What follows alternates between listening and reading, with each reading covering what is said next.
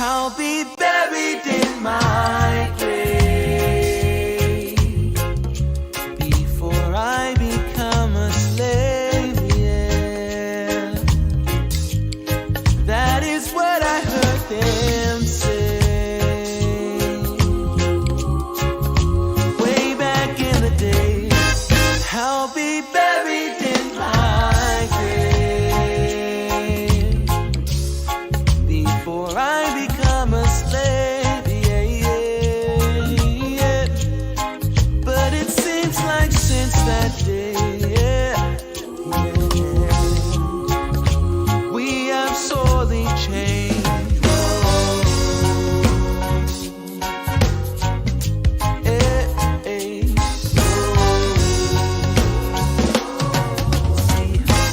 I'll be buried in my grave before I become a slave, yeah, yeah. That is what I heard them say, yeah. Way back in the day. I'll be buried in my grave, yeah, before I become a slave, yeah, yeah, yeah. But it seems like since that day, yeah,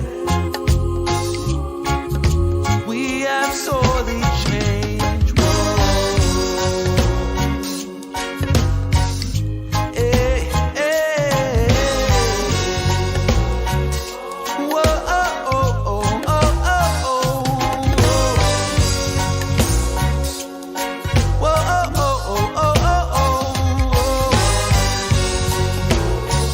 And now, live from beautiful Myrtle Beach, South Carolina, you're watching My Fellow Americans with your host, Spike Cohen.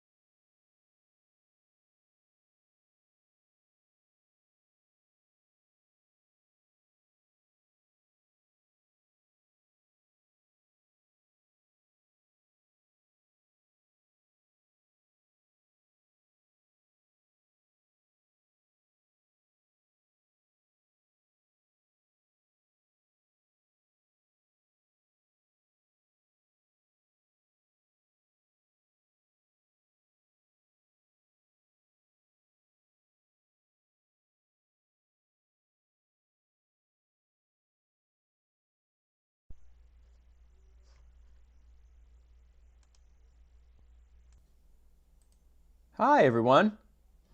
Okay, I think now you can hear me.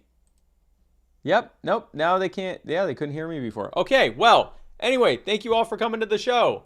And the first guest, or the first sponsor, It didn't really matter what I said before. The first sponsor is the Libertarian Party Waffle House Caucus, the fastest growing caucus in the party, and the second largest in the caucus in the party. If you want to join the Facebook group Libertarian Party Waffle House Caucus, if you want to become a voting member, which means nothing, we don't vote on anything, then go to muddywatersmedia.com/store and buy some Libertarian Party Waffle House Caucus swag. The Gravy King. Cumberland Cannabis Co. If you would like to buy some viable, ethical, and effective Delta 8 and CBD products from Cumberland County, Tennessee, well, what a moment of serendipity for both of us. Because if you go to cumberlandcannabisco.com, you can do exactly that. cumberlandcannabisco.com. Joe Solosky is running for Pennsylvania governor. Joe Solosky is the key to Pennsylvania's success. And if you'd like to help Joe become the first libertarian governor ever, then just go to joesolosky.com. That's JoeSoloski.com. Mudwater, the most appropriately named sponsor that we will probably ever have on this show because it's literally Mudwater and we're called Muddy Waters Media. Mudwater, if you woke up today and said, my God, if I never have a cup of coffee again, it'll be too soon. Well, what great news we have, because this is not coffee. It's got masala chai, cacao, mushrooms, turmeric, sea salt, cinnamon, and literally nothing else. And if you're thinking, that doesn't sound like that would taste good at all. Well, it doesn't. It's not good. It's not terrible, but it's certainly not good. But frankly, coffee doesn't taste that great either. You get used to it. And if you do put enough honey on anything, it will taste like honey. So you can do that. That's what I do. I have this every single day, and it gives me 1/7 of the caffeine of a cup of coffee, just enough to have me like this all day, but not so much caffeine that it leaves you like this at the end of the day. So if you want to get some mud water, go to muddiedwatersmedia.com/mud, and you're definitely gonna wanna get some honey too. Jack Casey has finally written his third book. After stringing us along for the better part of a year, he's finally written his third book. What is it about? I have no idea, nor do I know what the first two books were about. But if you get the royal green, in silver throned and crowned by gold, then you can find out something that I never will find out. Because as I've said many times, if these books are not good, then I'm going to feel bad about trying to get you to buy them. And if they are good, then I'm going to feel bad about making fun of them every week. So find out for yourself. Are these books good, or is Jack Casey just stringing us all along for a big ride? Maybe there's nothing even in this book. These might be empty pages. I don't know. You can find out for yourself by going to theroyalgreen.com. Adderpan, the most horrifying thing to ever be made by someone who knows how to make software. Adderpan is it's a horror game on Steam, available for only $5. It is the most frightening thing I've ever witnessed in my life. I haven't played the game. I only watched a walkthrough gameplay video, and that was enough for me to not be able to sleep that night. So if you'd like to live in terror and fear and misery for the rest of your life, then go to Steam. And for the low price of $5, plus the ongoing mental health care that you and the rest of your family will need for the rest of your lives, really, you can experience. I don't know why they made this game. I don't know, but they do pay us to tell you about it, so here we are. So go Adderpan, available on Steam, $5. If this is your thing, then there you go.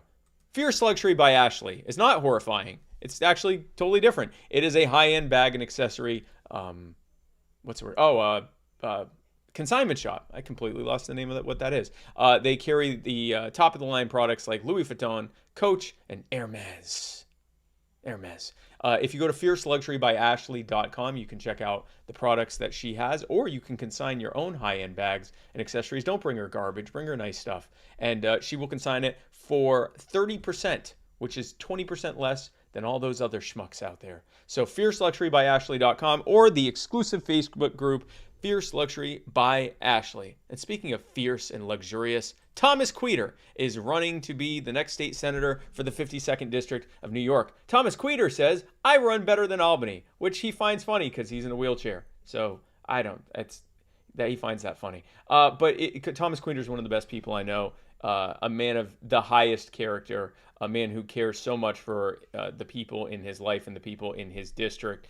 There is no one else, and I mean this sincerely, no one else who is better suited for that role. And if you'd like to help Thomas become the first libertarian state senator in New York history, go to tomfor52.com, TOMFOR52.com. The intro music to this and every episode of My Fellow Americans comes from the amazing and talented Mr. Joe Davi. That's Jodavi.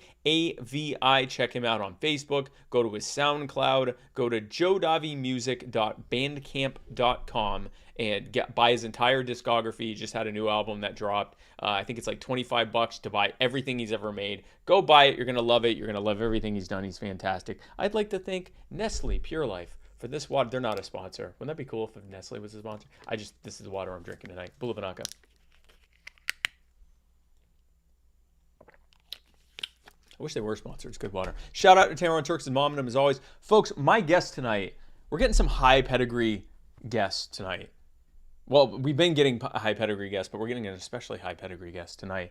He is the Chief Executive Officer of Students for Liberty, which is as many of you, we've talked a lot about SFL on this, but they are a nonprofit organization that trains and supports pro-liberty students in the U.S. and around the world. My guest tonight holds a PhD in political economy from King's College in London. He's here today to talk with us about where we can find liberty solutions in our increasingly polarized tyrannical hellscape that we live in. Ladies and gentlemen, my fellow Americans, please welcome to the show, Dr. Wolf von Laer. Wolf, thanks so much for coming on. Thanks so much for having me, Spike. How the hell are you? I'm doing fantastic, man. I'm really excited to have you on. I do have to ask you, so, you have, this political science degree, and I asked this of many of my guests who are of the highest pedigree. Political science degree, you are, the head of I believe the top libertarian college organization worldwide. And here you are being interviewed by a Jew in his guest room. Do you feel like you've peaked in this moment? Is this the top of them? That is absolutely the top. I could not imagine anything better than this right now, and I love it. Well, we're gonna milk it then. I want you to live in this glory of the top of the moment. Well, folks, thank you for tuning in, and be sure to ask myself and Wolf any of your questions and thoughts, and we will tell you if you are right or wrong. Now, Wolf, before we get started, I just want to ask you, whenever I have a libertarian on my show for the first time, I always ask, what is it that brought you to libertarianism and the liberty movement? Was it like an aha moment, gradual evolution over time? Every libertarian has their genesis story. Tell us the Dr. Wolf von Laer story. First of all, kudos for pronouncing my name correctly, and also it's pretty cool to realize that now, after 70 years after World War II is ending, now a German and a Jew sitting here over the internet talking about how we can spread the ideas of liberty far and wide. And that's just a thing of beauty, which should all give us hope for the future of humankind, even though if you look at the news, it's all very depressing. So be optimistic in the medium to long run. You can be skeptical in the short run, but don't lose your optimism. But to answer your question, the short answer would be Google. The longer answer would be the financial crisis of 2008, the Great Recession. When that happened, I believe the narrative in the United States was similar than the narrative in Germany, where I'm from and where I was still studying during that time. And it was it's the fault of the bankers and it's capitalism's fault. And it was not really a very convincing narrative that was spun. And so I was starting to Google, and lo and behold, I found more out about the Austrian business cycle theory and Mises and Hayek and thinkers like that. And I started to question money, and then I asked questions okay, how can I actually know things? And I started to study epistemology and what's the good life, and then philosophy. And I was down in this rabbit hole, which quickly made me realize I'm a libertarian. And then I quickly learned about other people out there and other organizations, FEE, Mises Institute, the Institute for Humane Studies, the Mercator Center. And then I was even that crazy that I pursued a master's in Austrian economics. I do have a master's in Austrian economics. There's only a few places where you can get it. In Spain, in a language that I don't speak. But I'm only half insane, Spike. I'm only half insane because I knew that I was able to give my presentations and my papers in English. But that was definitely good. And then I pursued my PhD at King's College London in political economy. more mainstream, more public choicey stuff, less Austrian. And all the time I was working at Students for Liberty and volunteering, which has changed my life. And that now propelled me, in a nutshell, why I'm sitting here in front of you to be interviewed clearly by the best podcaster and interviewer the world has ever seen. In this very moment, I've also peaked. We're both peaking at the same time. This is like a mutual thing that's happening. Yeah, here. it's becoming a little bit homoerotic at this point, but we can continue. No. Listen, hey, you just listen. You just roll with it and see where it goes. No, I'm excited to have you. And it's so you have a degree. What would you mind me asking? What's the name of the university? You got a degree in Austrian economics in a Spanish university. What's that? It's Rey Juan Carlos, so King Carlos University in Madrid, Spain. So it's being taught by Jesus Huerta de Soto, who is one of the predominant Latin American Spanish-speaking Austrian scholars. He has written like fantastic thick books. He's hardcore. He's also a millionaire because he has his own insurance company. So he goes sometimes into classes, and I've seen this on the undergrad level. He goes there and says like, fiat money is nothing. He takes a 50 euro note, rips it apart, and throws it in the audience of all the undergraduate students. And that makes an impression on those minds. Yeah. And each time when we had a class with him, like a small seminar, because it was always like, I don't know, 30 people, 20 people, he brought like a statue, a bust of Mises to the room and put it down there before we started. Wow. I knew that there were definitely professors out there that are teaching the Austrian school of thought. I didn't realize there was an actual like a course that there are courses that were available on it. That's very, very interesting. So yeah, you can get your PhD there as well. And I can recommend it. And a lot of Americans went there without speaking Spanish. I mean, this helps, but it's really a very invigorating environment because everybody's there because they want to be there. So you don't sit there like with 200 other people that just want to like get a degree so that they can start working at McDonald's. No, those people, I want to talk about epistemology like late at night, and not just like social sciences just for, I don't know, trying to get a degree then, which is often not worth much. Right. They're not depending what you get doing their time. They're not there just doing their time. They're actually there because they want to be there. That's interesting. Right. So, and we're going to talk more about Students for Liberty and the work that you're doing there, but I can't help but get your thoughts as you are, one of the top thinkers, certainly in the Austrian economics world. The big news, obviously, of the past few days, certainly in the U.S. and maybe even around the world, just the potential impact, certainly in the U.S., is the vaccine mandate that we heard from Joe Biden, that because obviously of the need to get everyone vaccinated except for postal workers and members of Congress and members of the judiciary who are exempted, and not exempting people who already got the COVID or already got natural immunity from having COVID. Everyone's got to get this vaccine. They're now mandating the vaccine. This is clearly a threat to individual liberty. My question to you is, are we seeing this? We've seen bits and pieces of what's coming out of Australia. We're seeing bits and pieces of what's coming out of Canada. We've seen stuff like that. Is this what's happening everywhere, this kind of stuff? Or are we an outlier? Or are we an outlier in that we're behind everyone else? Like, SFL is based across the planet. What are you hearing? Is this like what the normal is right now certainly in the developed world? It's hard to tell what's normal anymore. And you're right, we're in 114 countries, and every country has like a slightly different approach to it. Some are fairly laissez-faire, some are totally crazy. And like, if you would have asked anyone before this whole thing went down, like what country would you expect to be the worst? You would probably know they would have said like Canada and Australia. I mean, not talking about China, because like right now in China, they already have like 2 billion people are vaccinated, and they have like a QR system, right? That you have to go somewhere and you have to show. And then you have like a green light. That means you can travel anywhere. If you're yellow, it means that you have to be like quarantined. And of course, there are like red people that cannot travel anywhere. So they're merging like their like Big Brother approach with their citizen score, which is super scary because they're gathering all of this data if you're like a good citizen or not, and combining that with this as well. So this is like one of the most atrocious systems that we don't hear the media talking a whole lot about.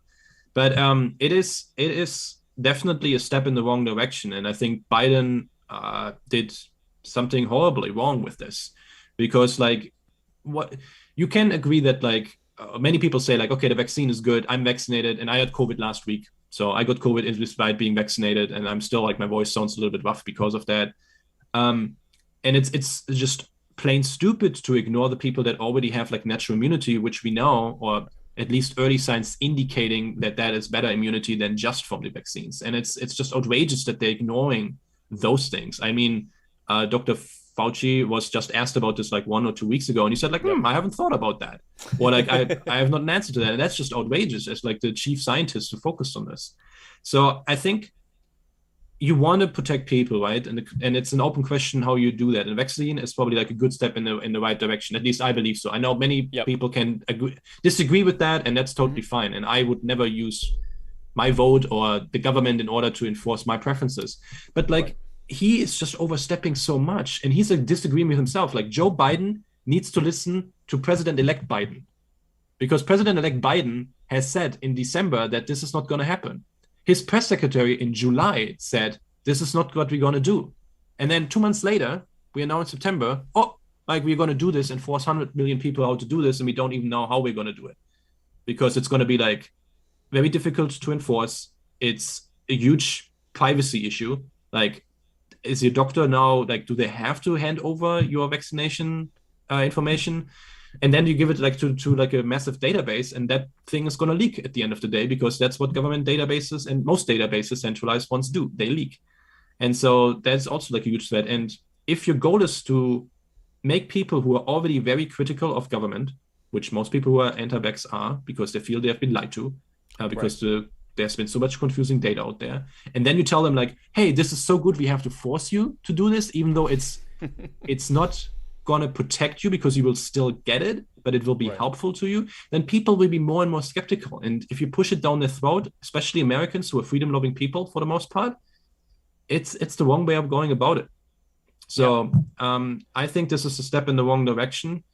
Will we see protests as we see in France, as we see in Australia, as we see also in the Netherlands, because they had like some other restrictions they wanted to enforce? Potentially. But it definitely will not help healing the societal fabric here in the United States, particularly because we have been going so far away from one another, and polarization is an all-time high. And this is not happening since yesterday. It's a trend for over 50, 60 years. But this sort of behavior and pushing your politics down your throat about complicated questions of science, I think is completely misguided. Well, the interesting thing, it's like you said, and I watched that video where I think it was Sanjay Gupta said, there's at least one study that's suggesting that natural immunity from COVID will give you more protection than being fully vaccinated with both shots of the Pfizer vaccine. What do you have to say to people who have already gotten it and have recovered, and who are saying, I don't want to take it and I'm more protected, why should I have to do that to go to work? And he said, I don't have a firm answer for you on that. Okay, great. You don't have a firm answer, but yet the federal government is telling us, anyone that works for any of these companies has to take it. It's one or the other. It's either you fully know that this is something that needs to be done, or if you don't. And I've said this a few times, because I agree with you. I think that I personally have chosen not to get vaccinated because I have an autoimmune disease which acts weird. Yeah. I can drink milk or eat eggs and my immune system acts funny. I don't want to have an mRNA vaccine where we don't really know the long-term effects. But I think for the vast majority of people, it is safe. It is effective. It's not effective. It doesn't appear to be effective in keeping you from getting it, as you just saw from getting it after being vaccinated. It wasn't fun, and it wasn't mild either. Oh, and it wasn't mild either? I mean, I didn't go in hospital, like I'm fine, but like I was knocked out for a good part of a week. I didn't expect it. I thought it would be like 3 days and I would be fine. And the first 3 days felt like that, but then it went down.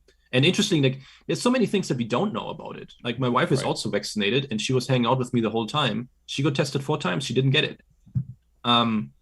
So there's so many different questions. So I think it's completely legitimate to say like, hey, I have a medical history. I don't know. I don't want to introduce this to my system. Yeah. I think that's fine, and that shouldn't be enforced. And yeah, exactly with the natural immunity, it makes no sense. And you have all kinds of unintended consequences as well. For instance, in France right now, you have the situation because they're forcing healthcare workers to be vaccinated. And if you're not vaccinated, they will not employ you. So there's a lot of people that are now part of the healthcare system now, or those resources are all directed at COVID, and like people who need like cancer treatments and all kinds of other treatments, they are not getting it either. And we also seen this in the United States too. So people are actually dying by the government trying to fit come up with a one-size-fits-all solution and forcing people into their way of complying to the world. I think if the government right now said what was the truth, if the federal government said, hey, listen, all of the data we have shows that if you are vaccinated, you are much less likely to end. I don't know if